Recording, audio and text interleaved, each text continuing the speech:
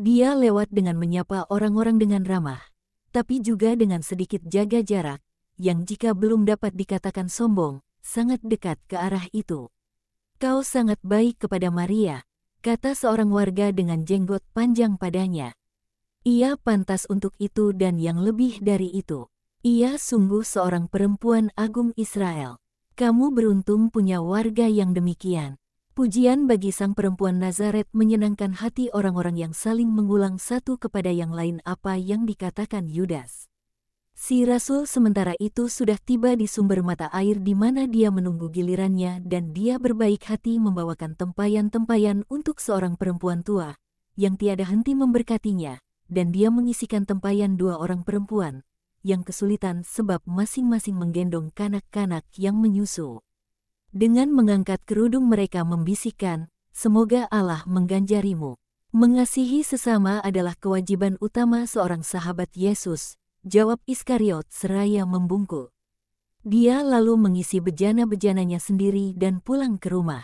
Kepala sinagoga Nazaret dan orang-orang lain menghentikannya dalam perjalanan pulang, dan mengundangnya untuk berbicara hari Sabat berikutnya. Kau sudah di sini bersama kami lebih dari 2 minggu dan kau belum memberikan kepada kami suatu pengajaran apapun selain dari kebaikanmu kepada kami semua, keluh si kepala sinagoga, yang bersama dengan para tua-tua desa lainnya. Tetapi jika khotbah dari putra teragungmu tidak memuaskanmu, bagaimanakah kamu dapat dipuaskan dengan khotbah dari salah seorang muridnya, yang apalagi lagi seorang Yudea? Jawab Yudas. Kecurigaanmu tidak adil dan itu menyedihkan kami. Undangan kami tulus. Kau adalah seorang murid dan seorang Yudea. Itu benar, tetapi engkau dari Bait Allah. Jadi, kau dapat berbicara, sebab ada doktrin di Bait Allah. Putra Yosef hanyalah seorang tukang kayu, tetapi ia adalah Mesias. Ia yang mengatakannya, tetapi, apakah itu benar? Ataukah hanya igauan? Tetapi, warga Nazaret, bagaimana dengan kekudusannya? Kekudusannya, Yudas terguncang dengan ketidakpercayaan orang-orang Nazaret.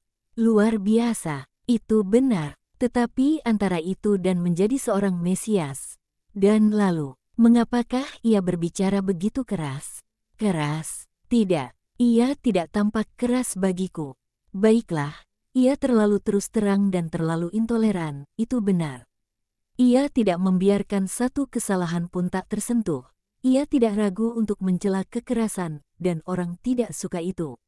Ia selalu mengangkat poin yang menjadi borok, dan itu menyakitkan, tetapi ia melakukannya sebab kekudusannya.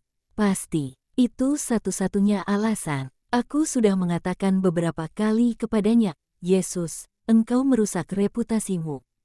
Tetapi ia tidak mau mendengarkanku. Kau sangat suka padanya, dan orang terpelajar sepertimu dapat membimbingnya. Oh, bukan terpelajar, tetapi praktis. Ya, aku dari Bait Allah. Kamu tahu, aku mengenal kebiasaannya. Aku punya teman-teman. Putra Hanas sudah seperti saudara bagiku. Jika kamu menginginkan sesuatu dari Mahkamah Agama, katakan saja padaku.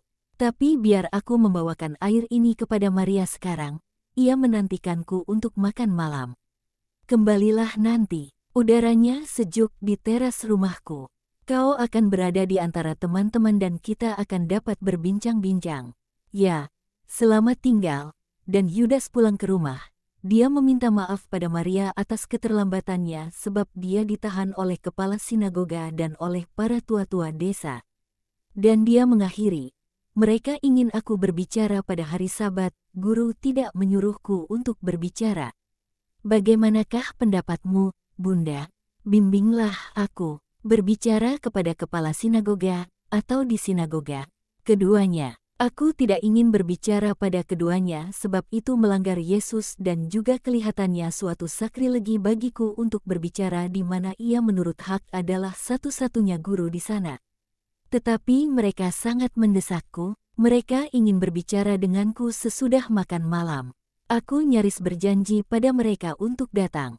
Dan jika engkau pikir bahwa dengan berbicara aku dapat mengurangi penolakan mereka terhadap guru, yang sangat tidak mengenakan, aku akan pergi dan berbicara kepada mereka meski itu merupakan suatu beban berat untukku. Aku akan berbicara sebaik yang aku dapat, sederhana saja, berupaya untuk menjadi sangat sabar mengingat kedegilan mereka. Sebab aku sudah menyadari bahwa adalah lebih buruk bersikap keras. Aku tidak akan mengulangi lagi kesalahan yang aku buat di Esdraelon. Guru sangat sedih karenanya. Ia tidak mengatakan apapun padaku. Tapi aku mengerti, aku tidak akan melakukannya lagi. Tapi aku ingin meninggalkan Nazaret sesudah membujuk orang-orang bahwa Yesus adalah Mesias dan mereka patut percaya dan mengasihinya. Yudas berbicara sementara duduk di meja makan, di tempat Yesus, dan menyantap apa yang sudah disiapkan Maria untuknya. Dan menyakitkan bagiku melihat Yudas duduk di tempat itu, di depan Maria yang melayaninya seperti seorang ibunda. Ia sekarang menjawab, akan menjadi suatu hal yang baik jika Nazaret memahami kebenaran dan menerimanya. Aku tidak akan menahanmu, kau boleh pergi. Tak ada orang yang dapat mengatakan lebih baik darimu apakah Yesus patut dikasihi. Pikirkanlah betapa ia sangat mengasihimu dan ia menunjukkannya dengan selalu memaafkanmu dan memuaskanmu bila mana mungkin. Kiranya pemikiran itu menginspirasimu dengan perkataan dan perbuatan suci. Makan malam segera usai. Yudas pergi menyirami bunga-bungaan di kebun sebelum hari menjadi terlalu gelap dan lalu dia pergi keluar, meninggalkan Maria di teras untuk melipat pakaian-pakaian yang tadi ia jemur di luar agar menjadi kering. Dan Yudas, sesudah menyalami Alfeus anak Sara dan Maria Klopas yang sedang bercakap-cakap dengan berdiri di pintu rumah Klopas, langsung menuju rumah kepala sinagoga. Juga kedua sepupu Tuhan ada bersama 6 orang tua-tua lainnya. Sesudah salam penuh basa-basi, mereka semua duduk serius di tempat-tempat duduk yang dihiasi bantal-bantal dan mereka menyegarkan diri dengan meneguk adas manis atau air min, yang tentunya sangat sejuk, sebab bejana logam berembun di bagian luarnya diakibatkan perbedaan suhu antara air sedingin es dan udara yang masih panas. Kendati angin sepoi-sepoi yang berhembus dari perbukitan ke utara Nazaret menggoyang-goyahkan puncak pepohonan. Aku senang kau mau datang. Kau masih muda, sedikit bersantai baik untukmu, kata kepala sinagoga yang penuh perhatian kepada Yudas. Aku khawatir mengganggumu jika aku datang lebih awal. Aku tahu bahwa kamu agak meremehkan Yesus dan para pengikutnya. Meremehkan, tidak, skeptis, dan kami merasa sakit hati baiklah kami mengakuinya, oleh kebenarannya yang terlalu terus terang. Kami mendapat kesan bahwa engkau meremehkan kami dan itulah sebabnya mengapa kami tidak mengundangmu. Aku meremehkan kamu, sebaliknya, aku memahamimu dengan sangat baik. Tentu saja, tetapi aku yakin bahwa pada akhirnya akan ada damai antaramu dan dia. Itu tepat baik bagimu maupun dia. Tepat baginya sebab ia butuh semua orang, dan tepat bagimu sebab kamu tidak akan dianggap sebagai musuh Mesias. Dan apa menurutmu ia sungguh adalah Mesias? Tanya Yusuf anak Alfeus. Tidak ada keturunan raja dalam dirinya seperti yang dinubuatkan oleh para nabi. Mungkin itu karena kami mengingatnya sebagai seorang tukang kayu. Tetapi, di manakah sosok raja yang membebaskan dalam dirinya? Daud juga tampaknya hanya seorang gembala kecil. Tapi kamu tahu bahwa tidak ada raja yang lebih besar dari Daud.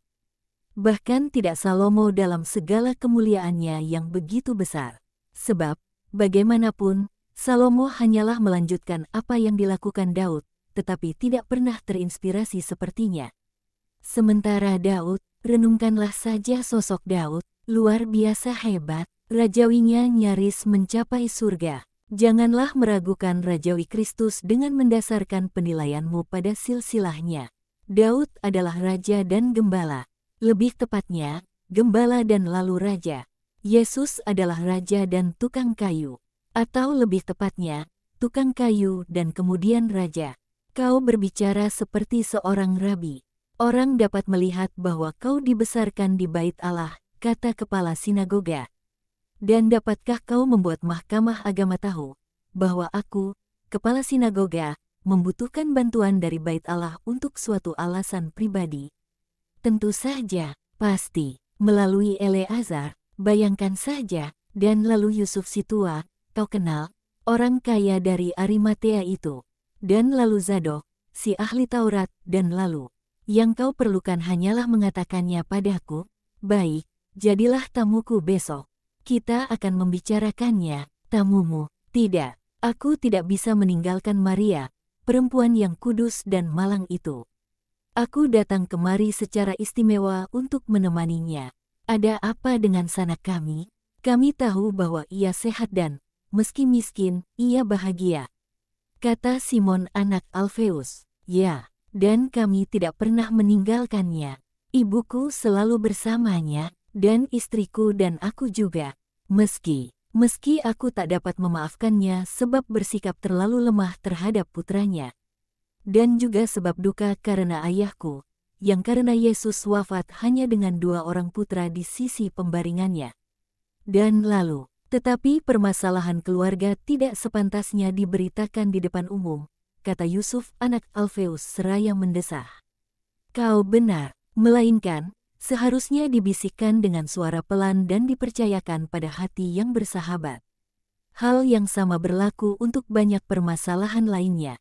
Aku juga punya permasalahanku, sebagai seorang murid, tetapi adalah lebih baik untuk tidak membicarakannya. Sebaliknya, marilah kita membicarakannya. Ada apakah masalah untuk Yesus? Kami tidak setuju dengan perilakunya, tetapi kami adalah sanaknya, dan kami siap berada di pihaknya melawan para musuhnya. Bicaralah, kata Yusuf lagi.